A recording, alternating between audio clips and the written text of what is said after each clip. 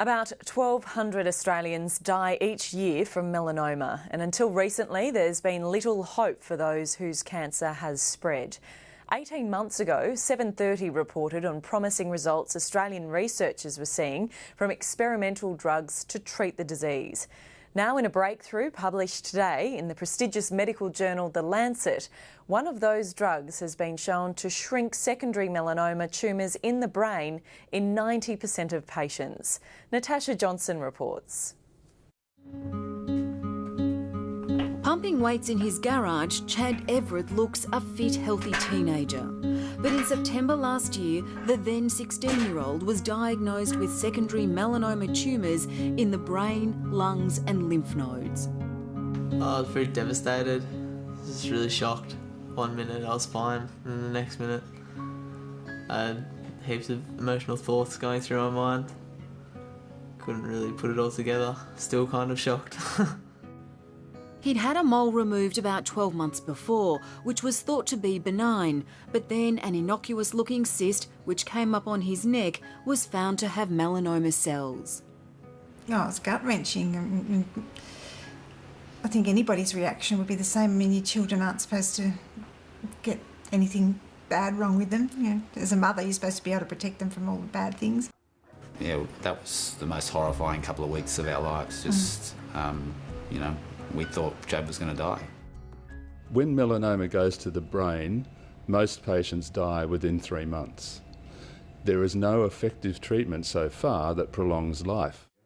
But now there may be. Chad Everett is believed to be the youngest person in the world taking part in the trial of a promising experimental drug called dabrafenib, which targets a genetic mutation known as BRAF found in half of all melanomas.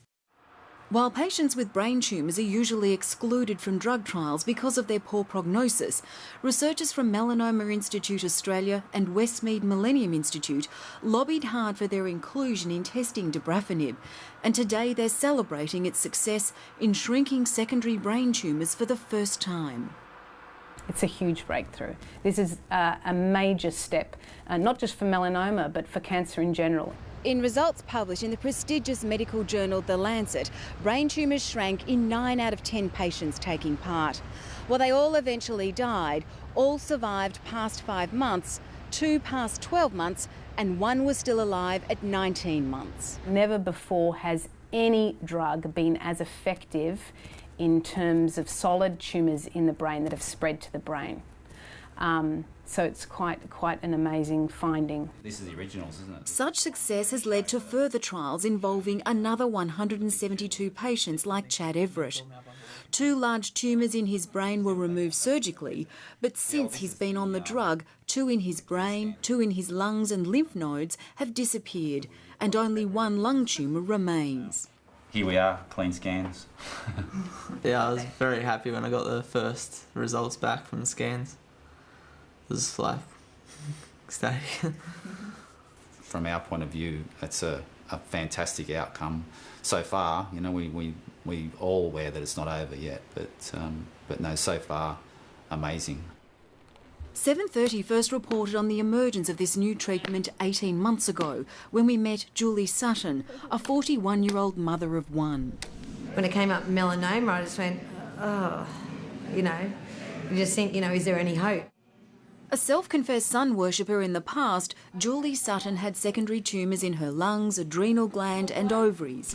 So that's your baseline scan over there, and you can see the mass at the top of your adrenal there. After 2 years on the drug, there's no sign of cancer. And there's nothing there above it. That's fantastic. It's excellent. So it's been 2 years of a complete response. It's fantastic. Been lucky. Yeah, it's great. In the first 6 weeks of being on the trial, my tumours halved. It's a miracle, really. I feel like I'm the luckiest person alive, really. I never thought that, you know, 2 years down the track, I'd still be here, healthy, happy. The new drug isn't a cure as cancer ultimately builds up resistance, but researchers are now working on ways to combat that. In the meantime, it's on average doubling patients' life expectancy, and for doctors working in the field, that's at least something to offer when for decades there's been nothing. Look, I can tell you in 30 years of working with this disease, there is absolutely no question that this is the most important step forward in the treatment of the disease. I remember when the results were first shown at the American Society of Clinical Oncology, there was a standing ovation. Have you ever seen two such lovable twins? Grateful to have been given a second chance, patients like Julie Sutton and Chad Everett will be cheering them all the way. As long as it keeps working, the longer I stay healthy. So that's what I hold on to, and I just, spend every minute I can with my daughter and my husband. I love you, Mum. Love you too. Is that what you went, Chad? I went Grenadier or something. Didn't really know if I was going to make it or not, and then I found out about this drug, and there was really hope there for once. Yeah. Oh, I want you to get famous for this. Natasha Johnson with that story.